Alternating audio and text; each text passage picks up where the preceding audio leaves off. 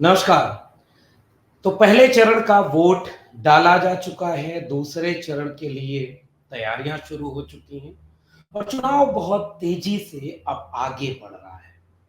बहुत तरह की बातें हो रही हैं, रोज रैलियां हो रही हैं और उन रैलियों के जरिए कोशिश की जा रही है कि मतदाताओं से अपील की जाए कि वो उन पार्टियों को वोट दें।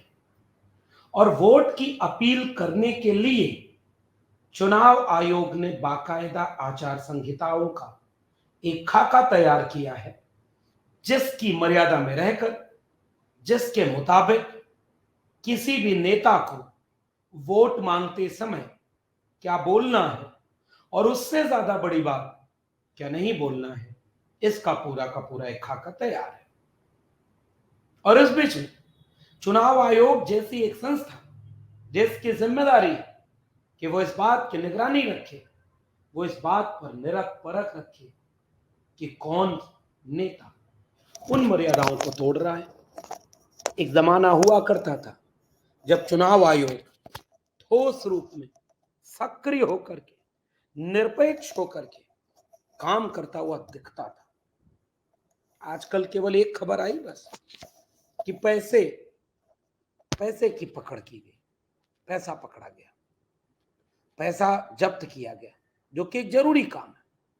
हालांकि इसका कभी आंकड़ा आता नहीं कि किसका पैसा, जैसे इलेक्टोरल बॉन्ड में पता ही नहीं चला कि कौन किससे कितना पैसा ले रहा है।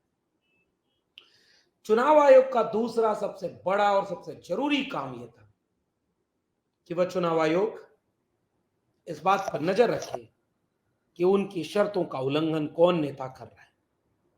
मिसाल के तौर पर चुनाव आयोग ने एक शर्त बना रखी है कि जाति और खासकर धर्म, भाषा, इस तरह की किसी भी बात पर कोई टिप्पणी करके वोट मांगने का, वोट को प्रभावित करने का, वोट के चुनाव में भाग लेने का अगर प्रयास करेगा तो चुनाव आयोग उस पर सख्त कार्रवाई करेगी। ये ठोस रूप में एक बाकायदा नियमावली बना रखी गई और इसकी नियमावली को चुनाव आयोग के जरिए देखा परखा समझा जाता है। आज इस देश में हो ये रहा है कि देश के प्रधानमंत्री, देश के गृह मंत्री और भारतीय जनता पार्टी, ये तीनों खुलेआम राम मंदिर का जिक्र कर रहे हैं, धर्म का जिक्र कर रहे, चुनावी रैलियों में कर रहे, वोट मांगने के लिए कर रहे और आज तक चुनाव आयोग की तरफ से उनके ऊपर एक टिप्पणी या एक कोई सवाल भी नहीं पूछा गया। खुलेआम ये हो रहा है। चुनाव आयोग सीधे ये काम कर रहा है। चुनाव आयोग सीधे चुपचाप खामोश बैठा है। जैसे अगर हम चुनाव आयोग की शर्तों को देखें तो चुनाव आयोग में एक नियम बनाया गया है, जाति, धर्म, भाषा के आधार पर वोट मांगने पर होगी कार्रवाई। चुनाव आयोग ने 1 मार्च 2024 को विभिन्न राजनीतिक दलों और उनके नेताओं को चुनाव प्रचार के दौरान शिष्टाचार बनाए रखने के लिए यह बात कही गई थी और इसको लेकर के ये कि पूरी बातचीत आगे बढ़ती गई।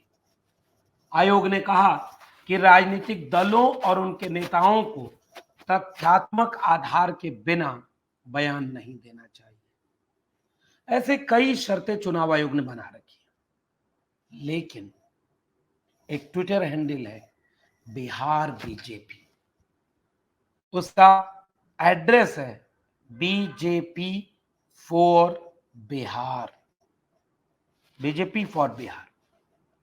बिहार बीजेपी का ट्विटर हैंडल, वो ट्वीट करता है, वोट देने जा रहे हैं तो ये जरूर याद रखिएगा कि रामलला का मंदिर किसने बनवाया। सीधे उसमें एक पोस्टर शेयर किया गया है, वोट देने जा रहे हैं, याद रखिएगा रामलला का मंदिर किसने बनवाया। और इसके साथ साथ सबसे महत्वपूर्ण बात यह भी कि जितने भी भारतीय जनता पार्टी के बड़े नेता, सामान्य नेताओं की बात नहीं की जा रही, बड़े नेताओं की बात की जा रही। गृह मंत्री अमित शाह और देश के प्रधानमंत्री नरेंद्र मोदी, ये लोग सीधे चुनाव के भाषण के बीच राम मंदिर का जिक्र कर रहे हैं। प्रधानमंत्री चाहे उत्तर प्रदेश में हो, चाहे मध्य प्रदेश में हो, चाहे राजस्थान में हो, महाराष्ट्र में हो या बिहार में हो, प्रधानमंत्री अपने भाषणों में बार बार अब घूमकर राम मंदिर पर जा रहे हैं। प्रधानमंत्री अपने भाषणों में बार बार राम मंदिर का जिक्र करते हुए कह रहे हैं कि राम मंदिर हमने बनवाया। इनडायरेक्टली डायरेक्टली यही बात घुमा के कही जा रही कि जितने विपक्षी दल के नेता हैं ये सनातन विरोधी हैं, ये सनातन का प्रेम नहीं करते, धर्म के खिलाफ खड़े हैं। और भारतीय जनता पार्टी अकेली पार्टी है जो धर्म की बात करती है। ये बात खुल करके प्रधानमंत्री नरेंद्र मोदी अपने चुनावी भाषण में बोल रहे हैं।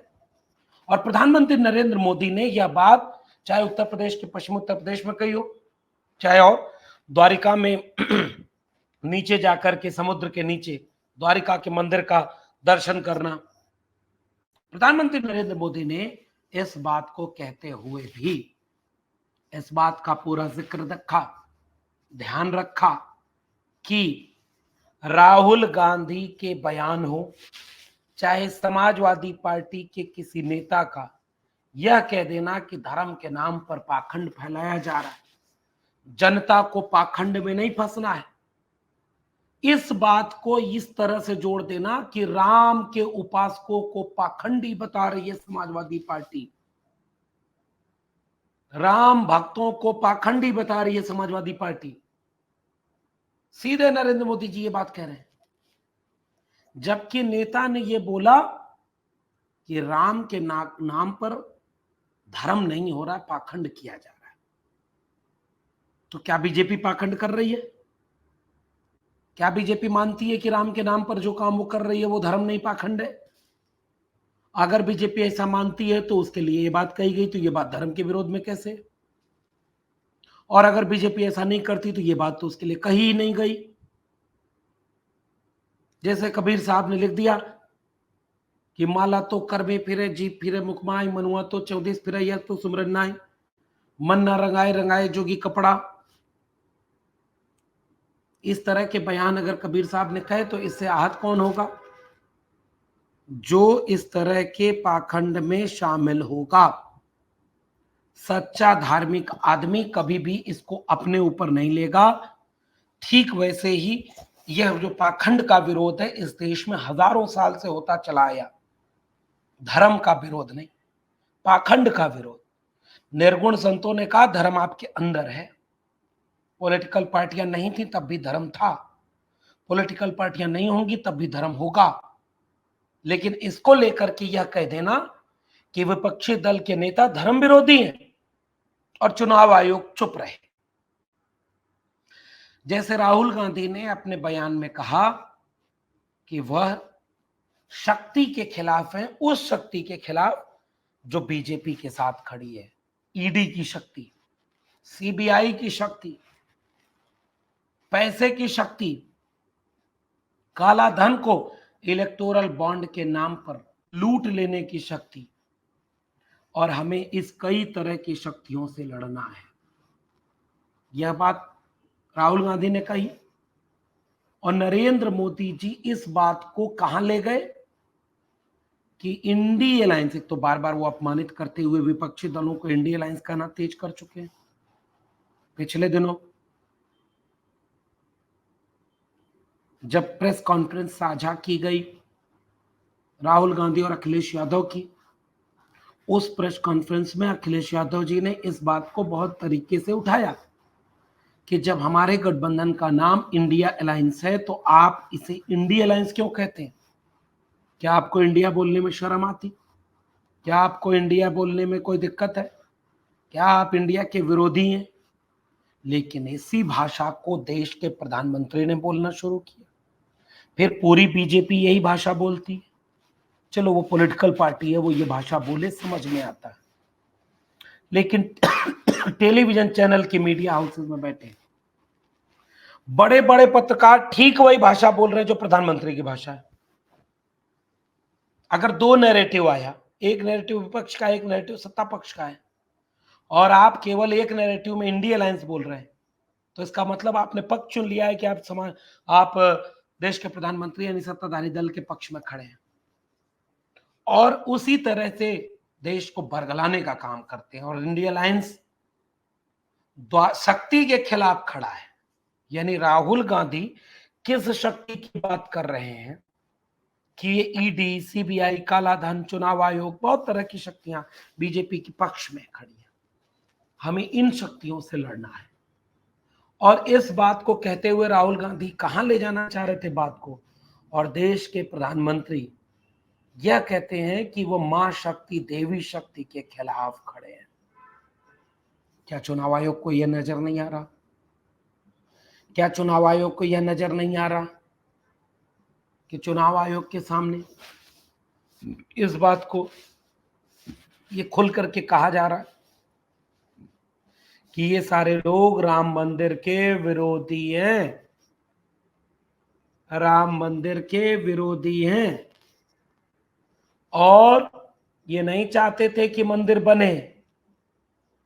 देश के गृह मंत्री अमित शाह एक टीवी चैनल को इंटरव्यू देते हुए यह बात खुलेआम कहते हैं, कांग्रेस बनवा लेती तो भी हम स्वागत करते, कांग्रेस बनवा लेती तो भी हम स्वागत कर देते।